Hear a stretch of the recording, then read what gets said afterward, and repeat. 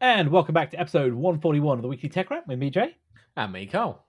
So we are back on our regular scheduled programming thanks to the COVID delay after the other week. So catching up from where we were last week in episode 141, we've got a bit of a different mix up this week, haven't we, of stories. We have. We're going to talk a bit more about surveillance bills, so encryption. We're going to talk about Meta. We're going to talk a little bit more about Kevin Mitnic. I always pronounce that badly. Figure it out. Yeah, because I think, as we mentioned last week, he passed away. I think, wanted to talk a bit more about what made him famous for those that maybe are younger listeners who perhaps don't know who he is or have heard of him. There was a lot of rumor and hearsay, wasn't around what he could do and his skills versus the reality of him. Not to take anything away, but I guess some of the more outlandish rumors, should we say, wasn't there? Yes. We've got Tesla's reply on its autopilot questions, which has come and gone with the deadline with the National Highways and Transportation Safety Agency in the US. Well, it's going to cost them money. We're going to talk Elon Musk and how he feels that he's got the ear of Tim Cook. Right. And we're going to talk NSO spyware, and the Tech Rat rumor mill is back again. God, it's, August is supposed to be a light month, but we've got some big stories here. Hard-hitting stories. We have.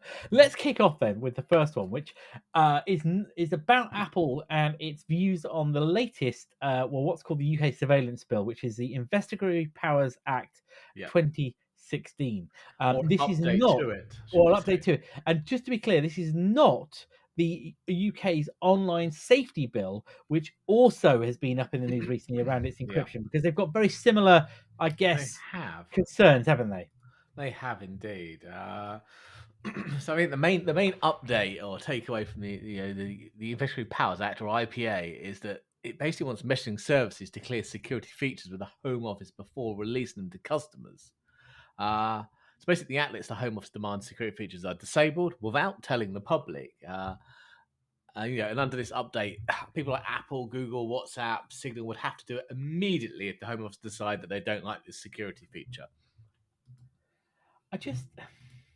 To me, this is getting very close to now Big Brother, isn't it? 1984 style.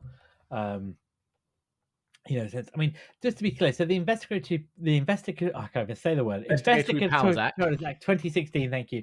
Which was nicknamed the Snoopers Charter, wasn't it? Came into being on the 29th of November 2016. So it's been around for a little bit of various, and it's been there. So pretty much for the end of 2016, it came in.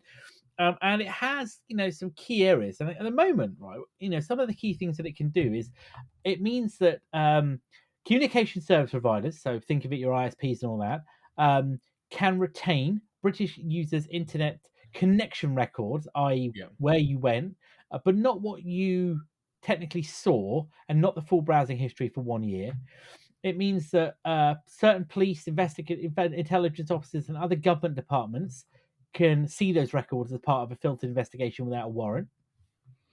It also allows the police and intelligence agencies to carry out targeted equipment interference, i.e. hacking into computers or devices to access their data, and bulk equipment interference for national security matters related to foreign investigations. And then it also goes on to talk about that it allows an existing requirement on UK CSPs to have the ability to remove encryption applied by that CSP, but foreign companies were not required to remove encryption.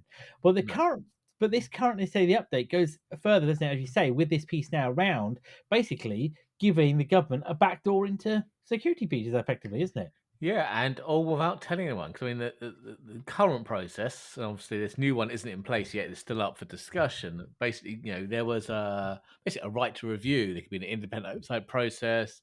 Tech companies could appeal before any action was taken. But this new one basically knocks that all on the head. And if the Home Offices say, "Yeah, we want you to put a backdoor or turn off end-to-end encryption on iMessage, for example," then you just kind of have to do that immediately.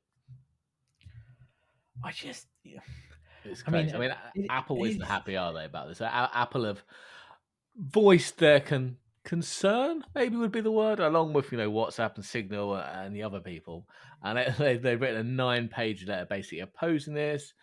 And they're saying, having to tell the Home Office of any changes to product security features before they are released. They object to that. They object to the requirement for non-UK based companies to comply. and that having to take immediately. And they've kind of gone to say it would not make changes. Well, it's not going to make changes to security features specifically for one country. That would weaken product for all users, which is something we hear quite a lot of. Some changes would require issuing a software update, so it could not be made secretly. How are they going to secretly force you to update your phone without telling you it's there? Well, Uh, that's like, yeah, yeah, exactly, and that's counterintuitive to everything Apple does already. And as you say, it WhatsApp and does. Signal are against it. They're also against it because there's also the ability for the technology to scan for CSAM, is it, child sexual abuse material, in Yeah. encrypted messaging as well. And it's like, so you're right that all three of these companies have pretty much said as well they'll walk away from the UK, won't they? We just won't do business in the UK. Yeah, I mean, and even I think the article we've referenced, there was a snippet by Professor Alan Woodward from Surrey University, so about technology companies, saying that unlikely to sit proposals. And I think it sums it up really. Says there's a degree of arrogance and ignorance from the government if they believe some of the larger tech companies will comply with this new requirement without a major fight. And I think you're right. If they keep pushing this, they're just going to walk away from the UK. But this is the bit I don't get, though, and I think we talked about this before. Is I can't see these government ministers and everybody else who are using their iPhones and services, WhatsApp particularly. We know how much the UK Yeah, government loves WhatsApp. they do. All of a sudden, they're not going to have it, and it's like, oh well, I didn't think they'd really pull away from the UK. Well, no, actually, this is the point, isn't it? I think this is the whole thing. This isn't a knee-jerk reaction. This is a common sense reaction to Yeah, what these powers could do. Now, I'm not suggesting that the powers are without merit. And when you look at the the authorities that can access your connection records, there's quite a lot of police services there. There's yeah, quite a lot of intelligence services there.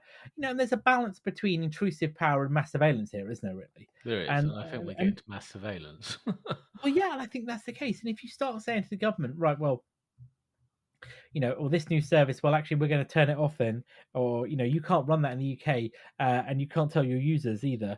Well, that doesn't really work with any of the business models of these companies where they talk about the services and features before they launch them, isn't it?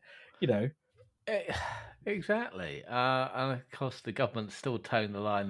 This is to protect the public from criminals, child sex oh, abusers, and come on, terrorists. it's, Think of the children. But they have said the legislation is under review to ensure it can be as strong as it can be, and this is part of the consultation process. No decisions have been made. yeah, I just. As someone who lives in the UK, it's infuriating.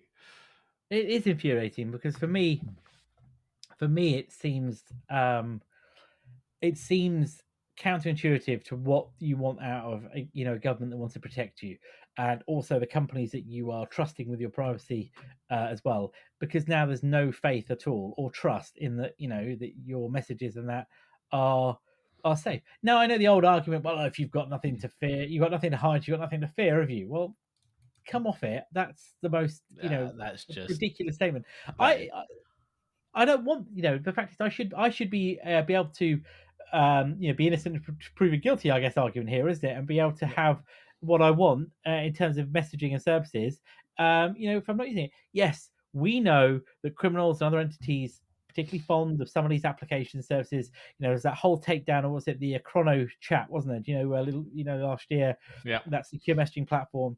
But that's very different to people using WhatsApp. You, yeah. I I mean, don't. those people that say nothing to fear, nothing to hide. It's great. Put all your banking details online. Put all your emails, your private communication online. You've got nothing to hide, nothing to worry about. Guarantee 100% they won't. Exactly, and It's not that you've got anything to hide. You just don't want that stuff public. exactly the same way as you wouldn't go out and leave your bank details on the street. Yeah. Oh yeah, but I live in a really safe street. Yeah, I'm sure you do, but Until you don't. until you don't. Exactly the point. I think an Apple here could. Part of me says that Apple wouldn't back down, but then we've seen them do things in China that you could argue go counterintuitive to that statement. But that being said, they could decide to, this isn't China, this is a Western country where they may decide to flex their power as their power as a market force, really, isn't it? Yeah. Yeah. I don't know. I'm not. For me, this one, given the changes with the online safety bill as well, and how that wants to come in, because the online safety bill effectively could weaken security as well, isn't it? Because that one is potentially that is about removing encryption across the board, isn't it? Yeah, no, putting the back door in, but only for the good guys. Yeah, that's what I'm saying. And again, that's the same people there. WhatsApp, Signal, Yeah. was it Element? I think actually 68 UK affiliated security and privacy researchers as well wrote an open letter to the government saying that this draft legislation poses a stark risk to security technologies. And it's again, it's counterintuitive. End-to-end encryption there is a critical capability. Unless you've got strong end-to-end encryption, Apple themselves said that it puts everybody at risk in the Yeah, same piece. and they won't weaken for one country. No, exactly the same argument. So both these legislation here is ridiculous. Backdoors are not safe for anybody, are they? No, they're not. They're not. No. Yeah, I mean, it's a funny one because as we go on to our next piece, it's kind of in stark contrast, isn't it? So we've got the ICO, who's the UK's data protection watchdog, and they're not happy that the UK is going to be left out of Meta's plans to offer Europeans a choice to deny its tracking for ad targeting kind of business. And it's just the statement here after just talking about this story just winds me up. So they said, look, as digital regulator, we pay close attention to how companies operate internationally and how people's rights are respected. We're aware of Meta's plans to seek consent from users for behavioural advertising in the EU to the exclusion of the UK. This follows related findings by the Court of Justice in the EU, the Irish Data Protection Commission, the Norwegian Data Protection Authority, which we talked about the other week. And we're assessing what this means for information rights of the people in the UK, considering the appropriate response. Sorry, what information rights? If this IPA goes through as updates and the online safety bill, we have no information rights. It's all fair game. Yeah. So I think it's just a bit of a cheek from the UK government, from the ICO, to then put this out after what they're trying to do to the UK public. Well, again, it's just it's like everything they seem to do at the moment. With the ICO, the CMA, it just seems so backwards at the moment in the UK. I mean, it's everything post Brexit just seems to be complete and utter madness. Yeah, it is, and I don't think it's that okay. This is the tech rant, and it says here's this week's rant. That's a good point. Everything we seem to be doing doesn't seem to be in the favour of the UK citizen. It seems to be more at the detriment of us, doesn't it? We're looking at you look at other countries, you look at Europe, you look at the US. They are taking a more pragmatic approach to protecting the consumer from things like Meta. Use Meta as a key example here, really, isn't it?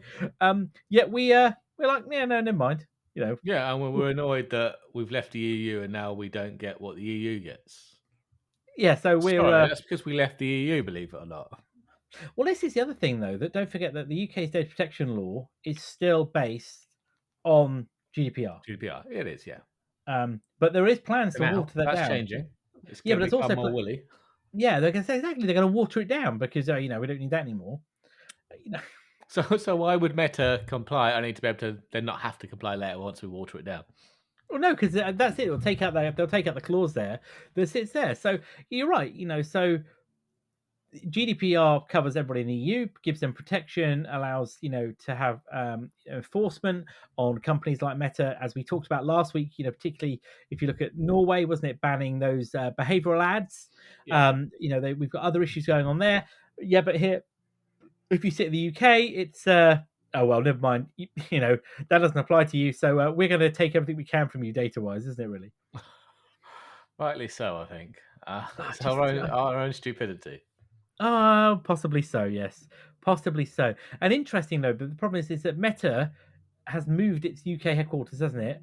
Has moved the headquarters that impact UK users from Ireland to the US.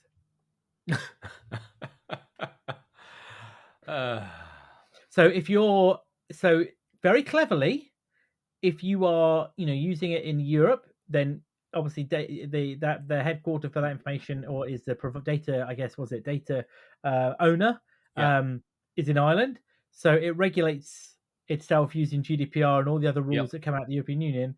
But now the UK doesn't fall into that anymore because they go through another part of the business. Very clever move from their point on action there. It's a very smart move, a very shrewd move, I might add, but very good point.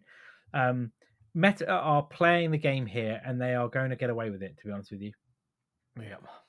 We will not be getting that free choice to say no to ad tracking unless you are living in the European Union. There you go. So small rant over. So to take a different turn, then we announced last week that the famous. I don't you like the word hacker, but I guess that's how he kind of referred to himself, wasn't it? Sometimes was Kevin Mitnic died at the age of 59. Kevin was famous for being, I think, more than just a hacker, wasn't he? He was one of the original true social engineers of the day. I mean, incredibly talented man. Famed for a lot of computer. We use the word hacking because it fits here. Hacking in the 1990s, and he also spent some time in prison as well, following a 2-year manhunt during the late 90s, wasn't it? As well, and when you look at his life, it does read like a story. He grew up in California. He was, got into a lot of mischief in his early age. Apparently, he had a big love for magic. I didn't know that. He was a big fan of magic. Okay. But he got, in the early 90s, he, kind of found notoriety because, for breaking into government early websites, particularly other corporate networks, particularly Pacific Bell, so telecommunications, and, was allegedly stole corporate credit card information and data as well, and involved, kind of working his way across the US through their different telecommunications companies as well. And he got the tag the most wanted computer hacker in the world by the FBI, who were trying to. And then he eventually was arrested in 1995. Where he pled guilty to those charges as well, wasn't it? And it was, during, in his memoir, which is called Ghost in the Wires, which was published in 2011. He denied using any of that skill of time to I guess steal that information or use it for financial gain. For him, it was all about the challenge, wasn't it? I think, according to him, at least in his words, it was about the challenge. And one of the things, when he was in prison, he was put in solitary confinement because it was alleged that by the investigators that were with him that he could whistle nuclear launch codes, wasn't it, on on a phone? Really? Which which is a bit of a joke, really, wasn't it, to do that? I mean, he started off at the age of 12. Apparently, he worked out how to get free bus rides using the punch card and blank tickets that he found in a bin. These smart guys. He had that skill of social engineering to get what he wanted out of people. And that was about it, really. It was about impersonation over the phone. It was about convincing people to do what you want, isn't it? Which is a lot of what we see today, isn't it? It is, I'm calling from the IT department. Yeah, I'm calling from the IT department. We've seen your password is incorrect. We need to change what it is. Yeah, exactly. It's right. And that's it. He kind of reinvented himself in the early 2000s as a white hat or ethical hacker, and kind of, I guess, became a different person. He did a lot of public speaking. He does a lot of writing, and helped. He founded his own security consulting company, which did a lot of advisement for large organizations. And I think it was in 2011 he became the part owner and chief hacking officer of KnowBe4, who were phishing awareness organization. They are, and pretty good at what they do. And I think for him it was about getting the message out about what hacking was about. And with all this, I guess, aura and story of Kevin, the real Kevin was a very closely guarded secret, that only really came out after his death, because there was a lot of people who, I think, myself included, who grew up in the late 90s hearing about his exploits. He was kind of a mythical hero, if you will, that kind of, mythical person, along with the people like Space Rogue and Mudge and all those guys in the Loft and the cult, Dead Cow. They were kind of, these mythical people that I kind of were like, wow, doing amazing stuff, reading about what they did. Never thought I'd kind of ever meet any of them. No. But I did get to meet Kevin at a book signing in 2017 in Las Vegas, in San Francisco, excuse me, at the RSA Security Conference, where I got a signed copy of his book and got to meet him, and I've got one of his famous business cards with the lock picks on as well. Nice. So it was kind of, it was weird, only a couple of minutes, but it was that opportunity to kind of, see a hero in real Oh life, yeah. which is sometimes that. And again, with some of the guys like Space Rogue, who he ended up working at IBM, and I again met him by chance, only briefly, kind of, nothing to conversation, but say hello whilst working in IBM. Again, it's kind of how weird the world works, isn't it? In that round. But Kevin is some of the stories that came out after his death from people who knew him well, painted a very different picture of a man who was very, very loyal to his friends, very supportive of helping get them, the credit they deserved in the Yeah. industry, and getting skills taught them. There's a lot of those stories came out as well. And Kevin, he is survived by his wife, Kimberly, who I believe, according to reports, got married to last year, and it was announced during his death announcement that she was pregnant with their first Yeah, child as very well, which sad. was very sad to hear that. And again, he was only 59, and this was it pancreatic It cancer, was, yeah. which is terrible disease, isn't it? And I think he was ill. Apparently, had a very valiant fight over 14 months to try and get ahead of it, but it didn't go there. But it is a sad, and I kind of, for people like us, I think it's when you hear people like that, who are, as I say, people we kind of knew about because we were Yeah. getting into the industry, growing up, the skills. It kind of I guess brings it home, doesn't it, about how short life really is, Yep.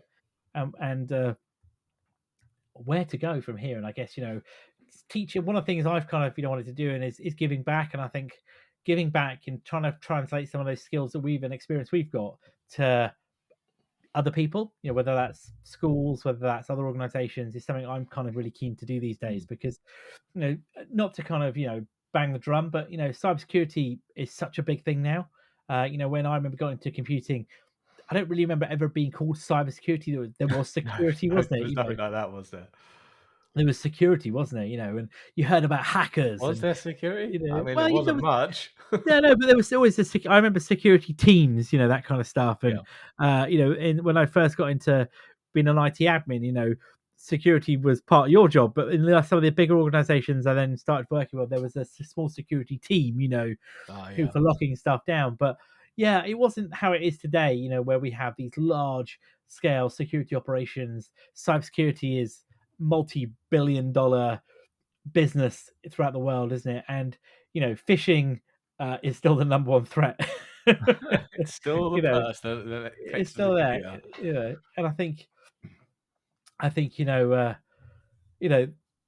one thing we see today is that you look at Kevin. If you look at the Kevin that the obituaries that we've written about him, the man that he is today is one of the leading security experts. And you go back to 1995 when he was arrested.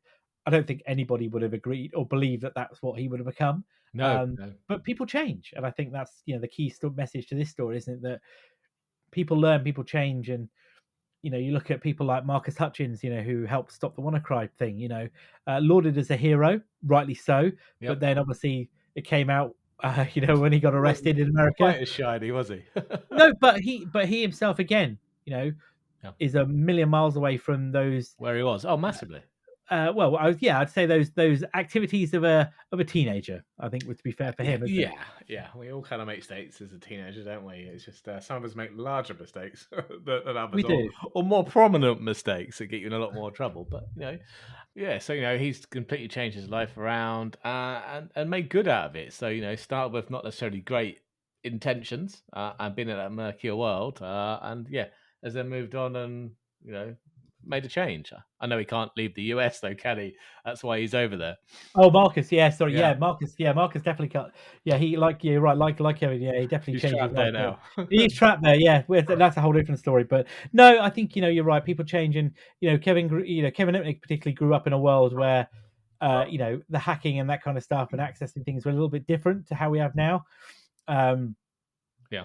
We live in a very much more tightly controlled world. But yeah, his passing is very sad. But hopefully, his story and the tales of legend will continue to go on. But Definitely. again, very sad passing, and obviously our condolences to his widow and unborn child as such. But yeah, Kevin Mitnic, age 59, this year. Right, well, let's talk about something slightly different then. Let's talk about Tesla again. So we've mentioned the other week about Tesla, and they were being investigated by the NHTSA, Yeah. the National Highways Transport Safety Authority. Is Traffic that the right one? Safety Administration. Yeah, Administration. They're all administrations, aren't they? they are. Yeah. So they wrote to them on the 19th of the 3rd of July, wasn't it? Asking for further information, and they That's needed that. after they did it last year in August and got nowhere. Yeah, so they wanted, and wasn't it by the 19th of July? They wanted information, didn't they, on A whole the host of autopilot? information about the autopilot, what firmware version, when it was used, when it was activated, that kind of stuff. And they gave them to the 19th of July to hand this information over, or for kind of face heavy fines.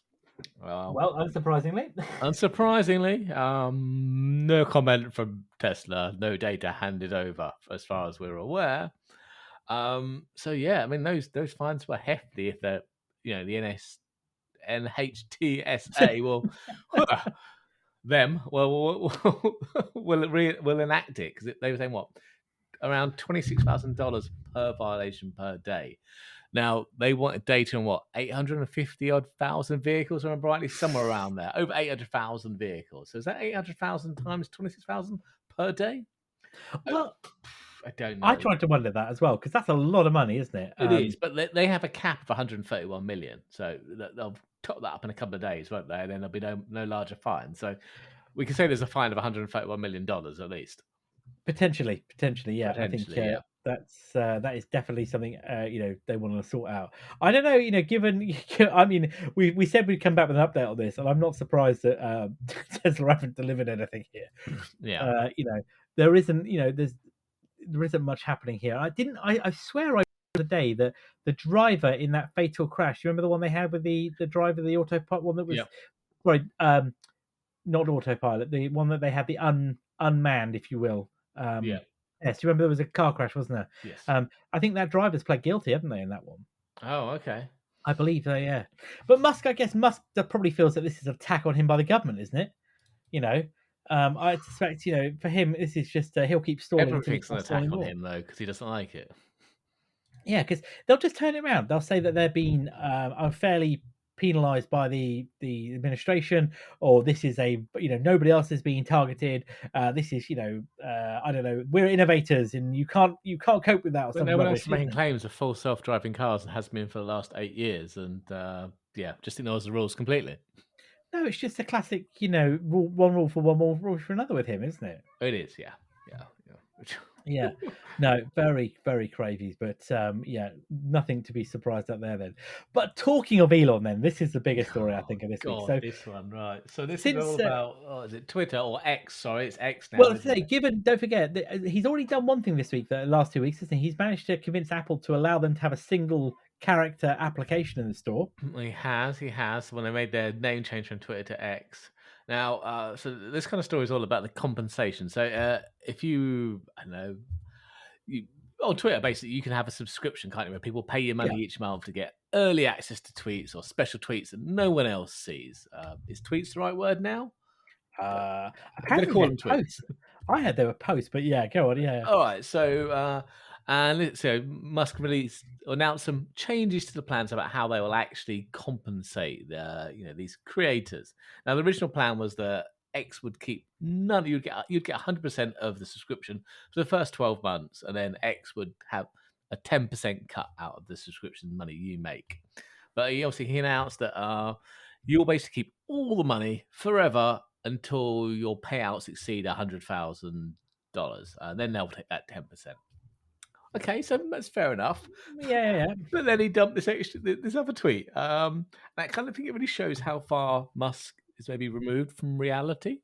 So he wants to say another jibe at Apple for taking 30% of the cut if you're on iOS and you do an in-app purchase.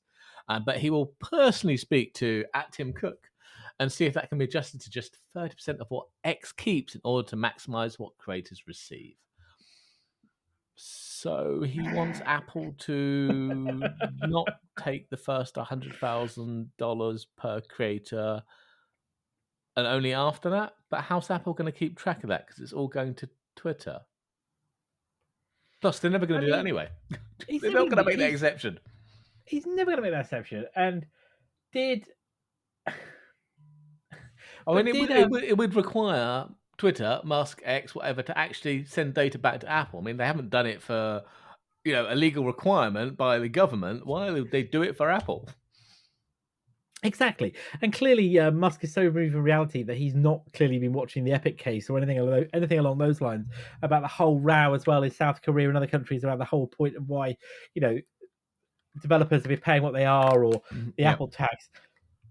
It just seems to me that you're right. He is absolutely removed from reality. Why would they do it for X and not anybody else? That's what the question here. There are Isn't it? apps that make a lot more money than Twitter ever will do via the App Store, and they don't get a break. No, they do not. And that's the thing. And I think they'll be watching this very closely to be asking the same question. Like, well, hang on a minute. If X gets it, why don't we? Yeah, That's just not going to happen. They're not going that to make sounds that like one exception.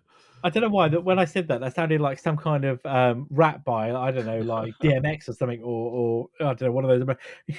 Like X gets it. It does sound like some kind of weird American hip hop album, doesn't it? Yeah. But yeah, he just is on another planet. That man. No other way of looking at it. No other way. I'm surprised though that they managed to get the exception for the single digit or single character app installed.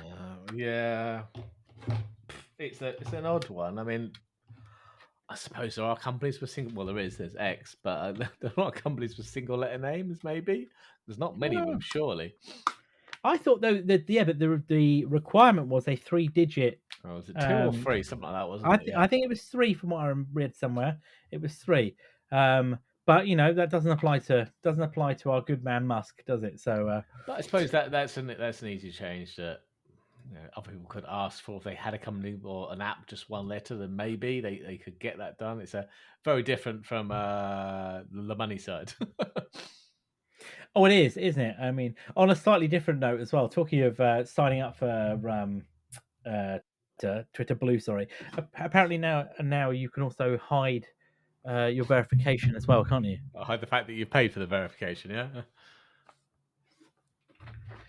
Well, you can't you? So you can hide the verification, and so you can be a paid subscriber that you've now got the blue check mark, but you can now hide the blue check mark, can't you? That you are a subscriber.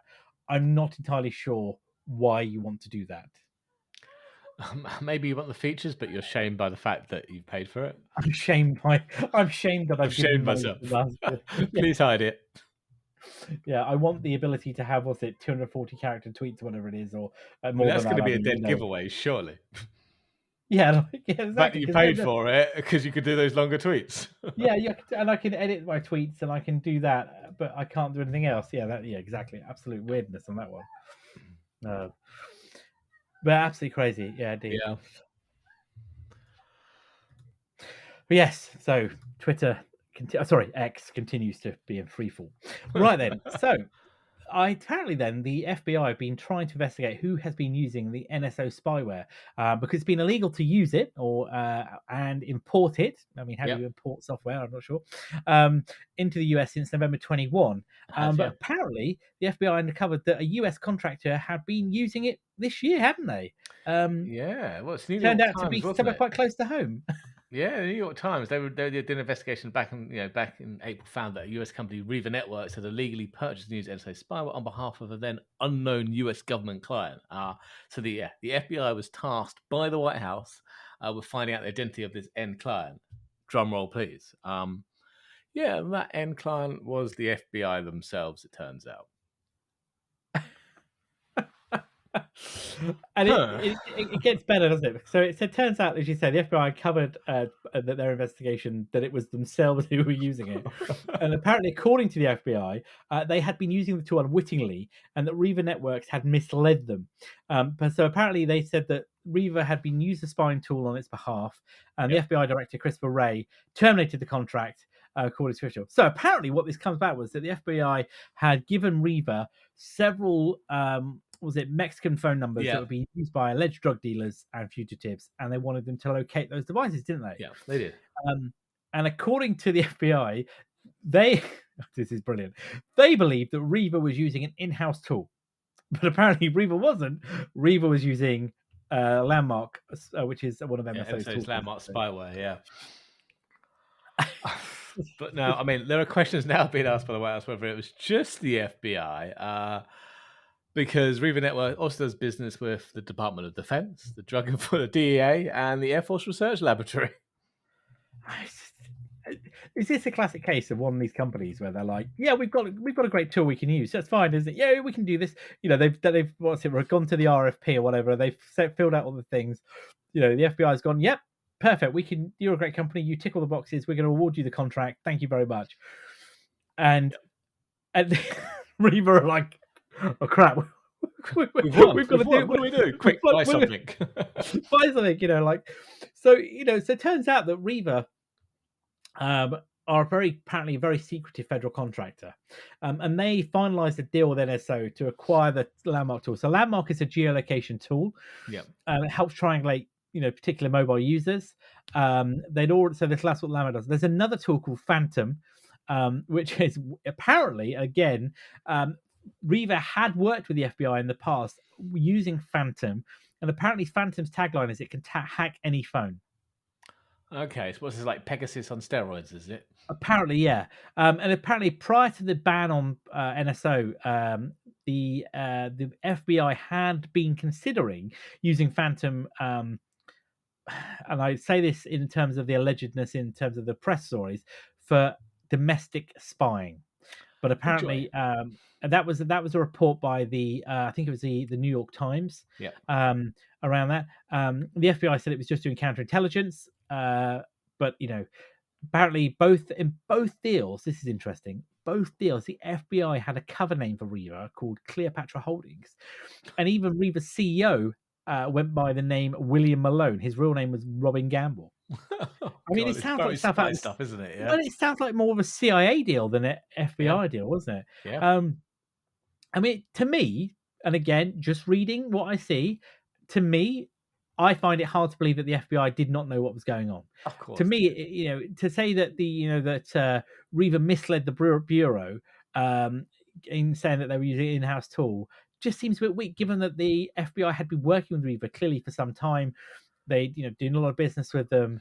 It all just seems a bit poor, doesn't it? You know, it kind of also goes to show that the FBI is so large and there's so many different divisions or arms of it, or whatever you want to call it, that don't know what the other arm is doing. You know, so either, you know, when asked by the White House to find out who it was, the guy either knew it was them or had no clue what was going on. It does, and I think it's smart. Asked some of the other questions that kind of were posed were like, you know, if the FBI didn't know what they were doing with that, why is it they were so unaware? And also, questions need to be asked of why would Riva as a contractor just lie through their teeth and mislead the government if they've done work from before? And then one of the other questions I think was like, is this normal? Do the FBI just basically hand out contracts for surveillance work to, you know, what are civilians? Yeah, you know. So very, very dodgy on that point. But yeah, so the FBI has been using NSO spyware, allegedly. allegedly. It doesn't look good, does it? It doesn't look good. No, not at all.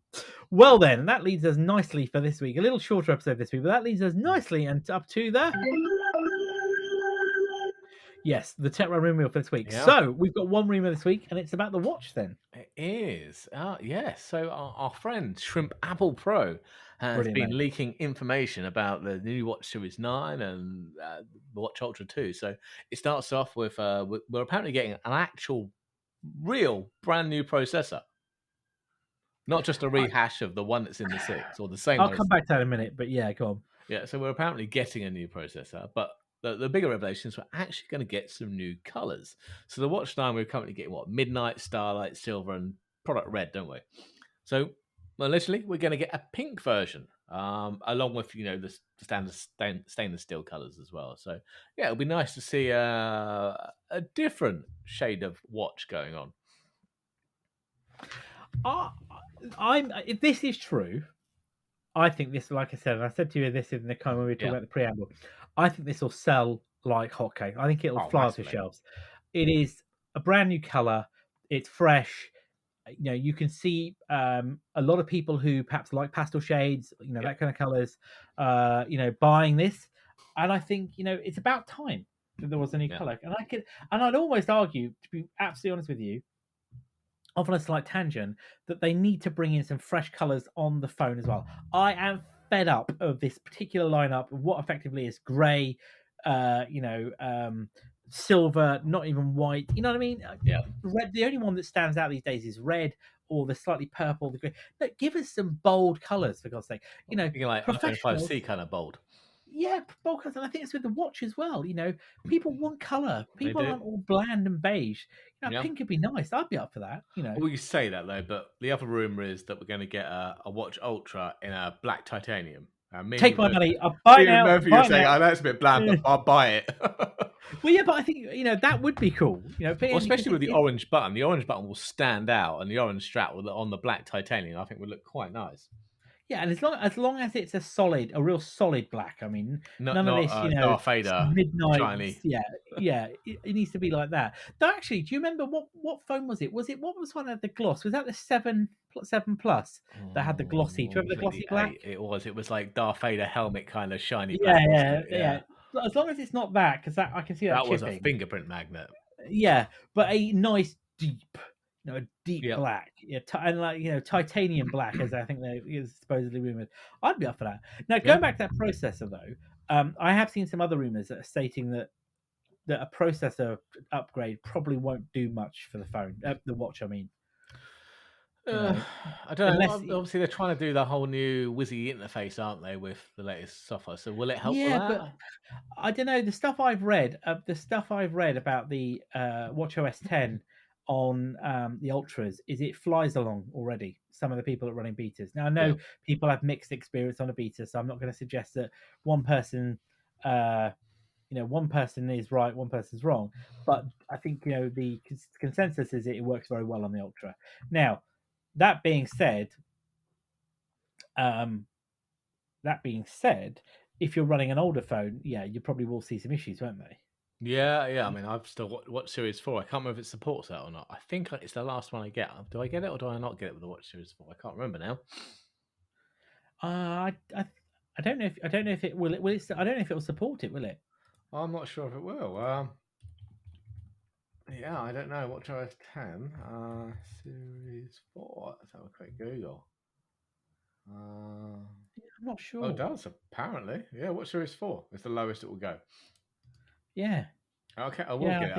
You might do. I'm not sure how. I would argue how good that. I would argue, what I just said about processors. I argue now that it's probably not going to help you much. But probably I think if you've got one of the the Series 8 or an Ultra, a current one, you probably won't have because that's all the same processor. Oh yeah, fair point. There is the same processor. But I don't know. I'm keen on it. I'm not going to make the mistake I did last time. I'm going for an Ultra this time. And if they don't bring out a new Ultra, you took it back. Yes, like I just said, I'm not. That's the mistake. The fact you took it back. Yeah, I should have kept it. I'm aware of that now. I should have kept it. But yes, so new options will come in. I mean, potentially, along with the usual shades. Shrimp Apple Pro. Shrimp Apple Pro. We're going to be getting an iPad Mini 7 apparently. Really? Yeah, I mean, obviously, when was the last update? Back in 2021 when we got the new squared off design, didn't we? Yeah. But that was just, I don't think they changed the processor or anything. They just changed the outer shell, didn't they? But apparently it's due for a revamp. It has been 2 odd years. I mean, don't get me wrong, it was a long time before that got updated last time, though, wasn't it? It was huge. Maybe we'll see an M1 in it. I mean, no, that's probably pushing it. I mean, to be honest with you, I don't think the Mini has a place anymore in the lineup, given where it sits now. But I'm sure somebody's buying it. Well, yeah, it must be. If they're considering doing another version of it, then somebody must be buying it. Must be, gotta be. But I'm more. I think, I'm personally speaking, I'm slightly happier with potentially the colours on the watch. yeah, it's definitely good to see some newer colours, and I'd love to see what this metallic black or titanium black, I should say, Ultra 2 looks like.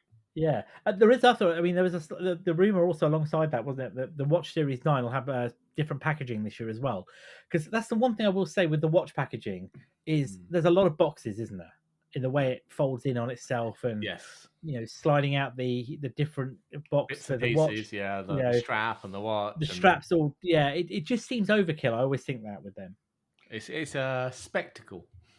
It is a spectacle, but I think they could be more environmentally friendly, given that they've trimmed down the iPhone boxes. I think they could do the same now with the watch and still have a nice experience. That's my opinion anyway. Yeah. Well, we will see come September. We will indeed. So on that point then, it's probably a good place for us to bring it to a close this week. We'll be back next week for episode 141. And then we will be having a week's break after 141. And we'll be back in a fortnight after that for 142. As Carl and I will be traveling the US for work purposes. And therefore we will be unable to get close to a microphone and to do that. But we will be make sure we get the latest line of all the stories and the latest updates from some of the big tech events that are happening in the US that week as well. So as always, we are still on X, Twitter, and you can find us at Weekly Tech Rant. And of course, all of our show notes are published at techrant.online. And of course, wherever you get your podcasts from, please give us a like, share, tell your friends about us. That's the only way to kind of get the message out there. So thanks for listening. I've been Jay. I've been Carl. Have a good evening, all.